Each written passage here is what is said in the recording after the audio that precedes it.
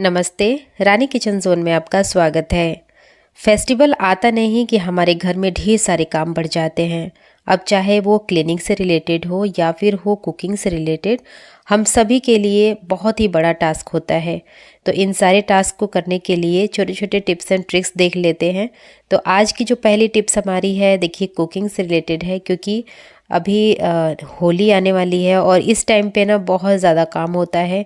पकवान भी ढेर सारे बनाने होते हैं, साथ के साथ आपके घर पे गेस्ट आते हैं तो उनको भी आपको अटेंड करना पड़ता है। तो इस ऐसे में क्या करना है कि आपको टिप्स एंड ट्रिक्स की ज़रूरत पड़ेगी। तो देखिए, जब कभी भी हम कोई भी रेसिपी बनाते हैं तो वहाँ पे टमाटर और प्याज की ज़रूरत तो हमें पड़ती ही पड़ती है।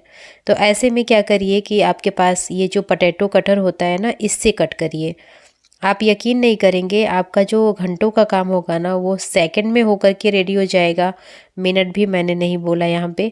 तो मैं इस टिप को ट्राई करती हूँ और इससे मेरा काम बहुत ज़्यादा आसान हो जाता है। चाहे आपको 1 किलो टमाटर प्याज काटनी हो, चाहे 2 किलो काटनी हो, आप बड़े ही मज़े से इसको कट करेंगे। अच्छा भी लगता है और काफ़ी सेटिस्फाइंग भी होता है। साथ के साथ आपका काम आसान तो होता ही है। तो यहाँ पे देखिए, मैं आपको टमाटो के स्लाइस दिखा रही हूँ, कितने ज़्यादा पतले हैं। ऐसे में आपको ना तो चॉपर की ज़रूरत है, ना ही आपको मिक्सर ग्राइंडर की ज़रूरत है। सिर्फ एक इस तरीके का कटर ले लीजिए, इससे ये कट जाता है। साथ के साथ जो पीछे का वेस्टेज इसका होता है वो भी निकल जाता है। यहाँ पे देखिए, मैं बिल्कुल आपको क्लोज़अप करके दिखा रही हूँ, इसके स्लाइस कितने ज़्यादा पतले हैं। मतलब तेल में डालते ही ये मक्खन की तरह मेल्ट हो जाते हैं।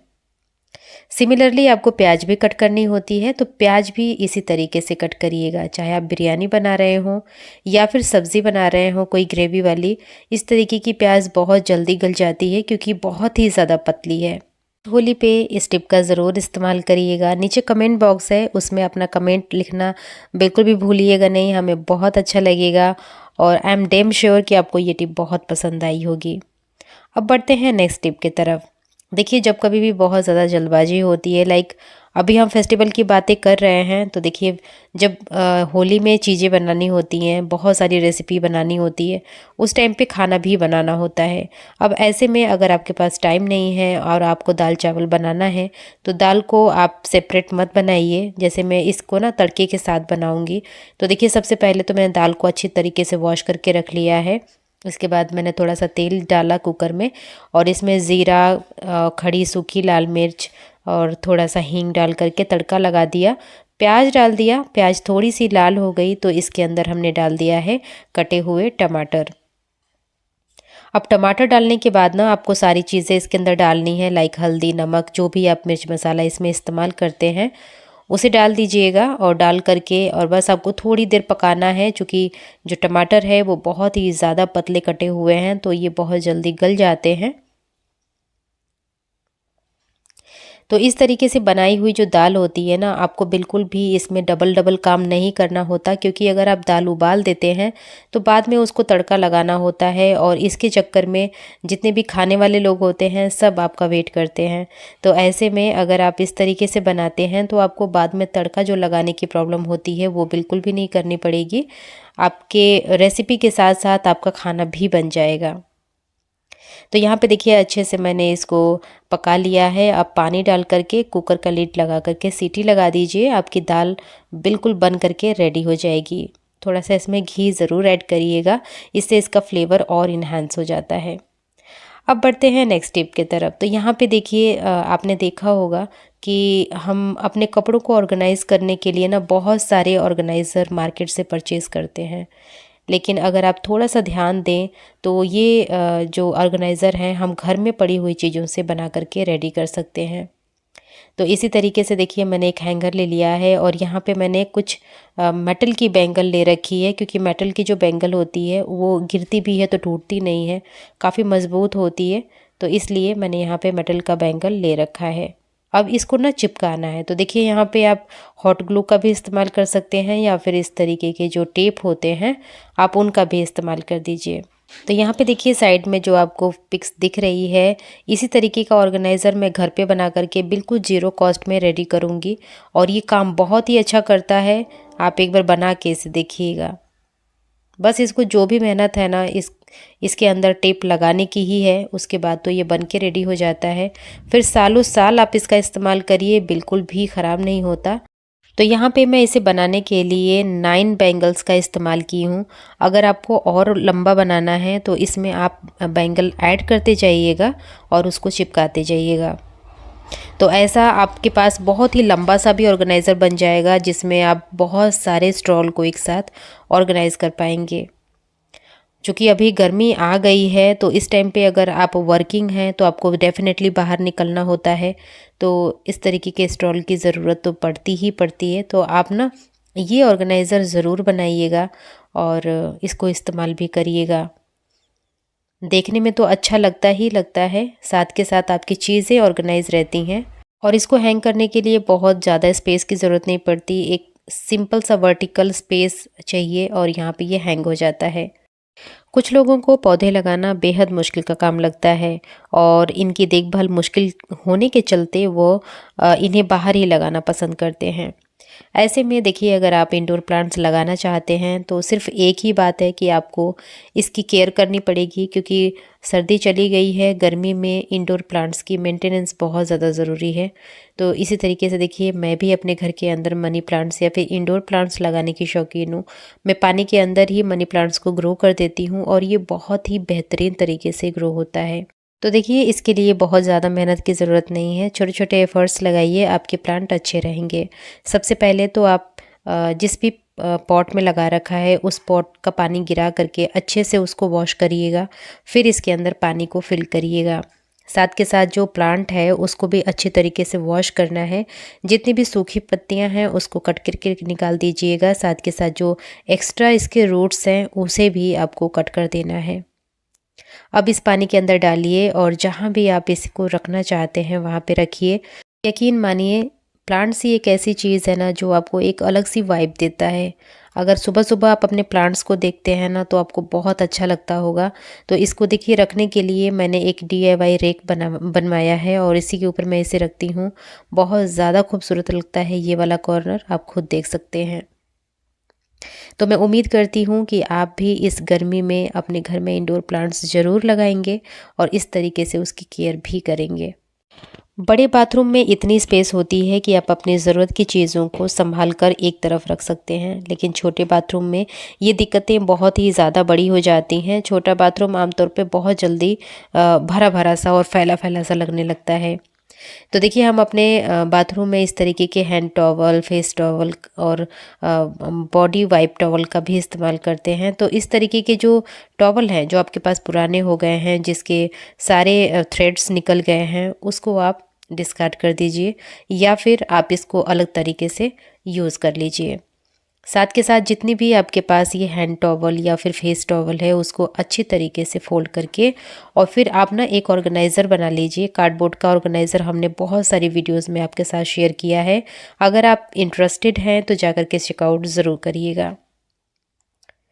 इस तरीके की जो टॉवल्स होती हैं ना उनको अच्छे से आप फोल्ड करके एक जगह रखते हैं तो आपको बिल्कुल आसानी होती है इसको एक्सेस करने में, क्योंकि बच्चों से लेकर के बड़ों तक गर्मी में सबको ज़रूरत पड़ती है इसकी।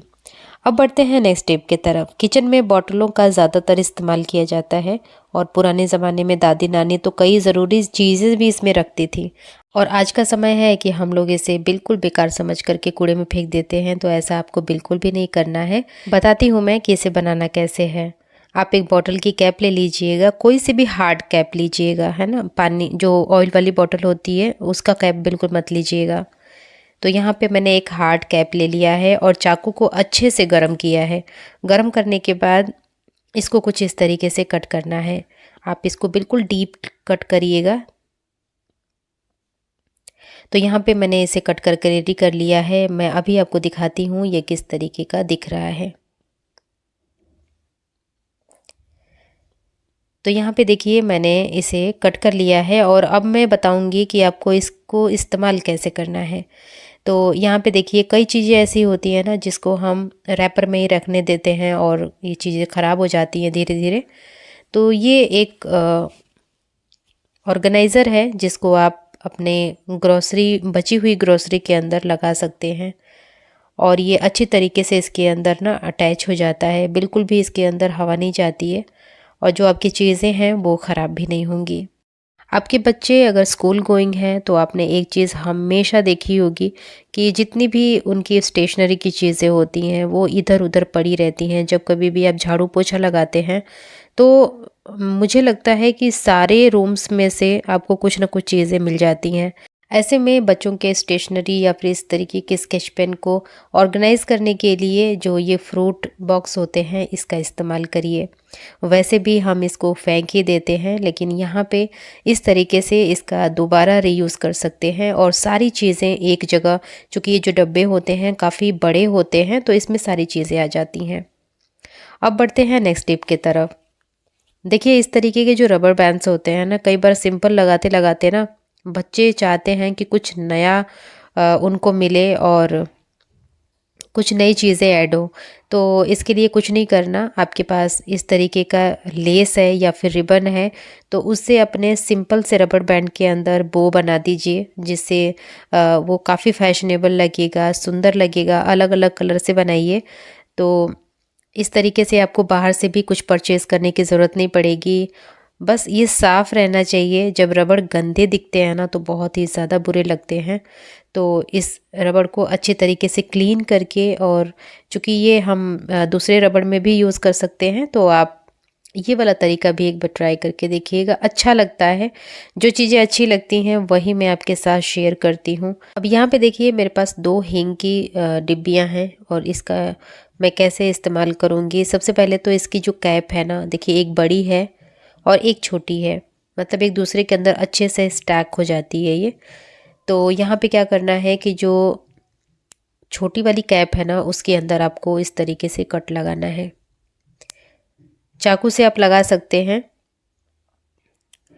इसके बाद जो बड़ी वाली कैप है उसके अंदर सिर्फ एक होल बनाइएगा, बहुत बड़ा होल आपको नहीं बनाना, छोटा सा ही बनाइएगा।